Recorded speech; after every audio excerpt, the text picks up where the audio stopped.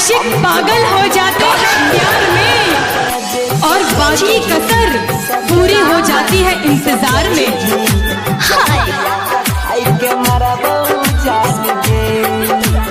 अभी आप सुन रहे हैं बंसीधर चौधरी को।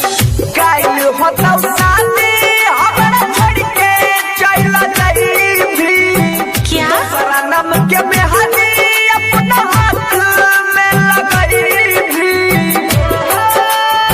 क्या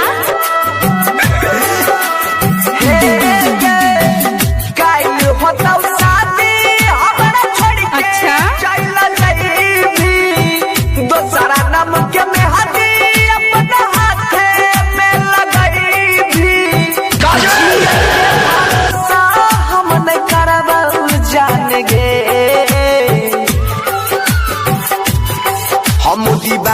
कि जब हमें उनसे मोहब्बत थी तब उन्हें हमारी मोहब्बत पर शक था।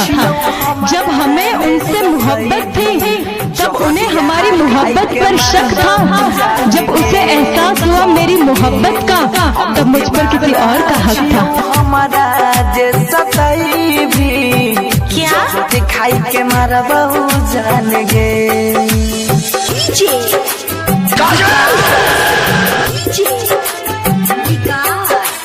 मटियार कदम सीतामढ़ी। अच्छा मटियार कदम सीतामढ़ी। क्या चुपकी से अच्छा हाँ किस्मत में हमारा लिखल रही न जान गे। झूठे हमार सपना झूठे सजल यार मान गे। हाँ किस्मत में हमारा लिखल और रही न जान गे। झूठे हमार सपना झूठे सजल यार मान गे। एक वादा था तेरा, हर वादे के पीछे तू मिलेगी मुझे, हर गली हर दरवाजे के पीछे। पर क्यों तू इतनी बेवफा निकली, एक तू ही नहीं थी मेरे जनाजे के पीछे। मेरा गाना बहु जान गे।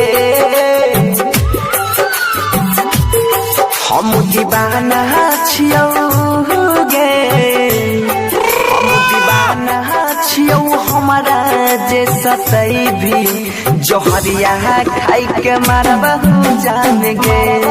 जान गे हम दीवाना छियौ हमारा जे सतई भी जोहर खाई के मारा बहु जान गे। आज की ये शाम इतनी सुहानी न होती, हर चाहत के पीछे कोई कहानी न होती।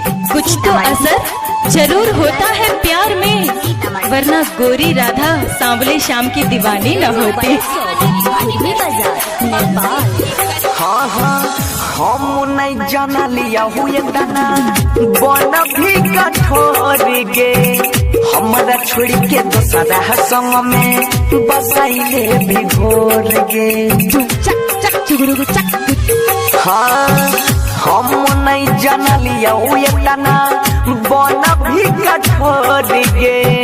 हमारा छोड़ के दोसरा संग में बसाइले भी घोर गे। खोइने रही क्रिया के माथा पर हाथ गे। जन्म जन्म रहबै बनसी हाथ गे। सुधीर के बोलिया हमें न परबाऊ जान गे। हम दीवाना छियौ गे, हम दीवाना छियौ हमारा जे सतई भी जोहरिया खाई के मारा बहु जान गे। जान गे हम दीवाना छियौ हमारा जे सतई भी जोहर खाई के मारा बहु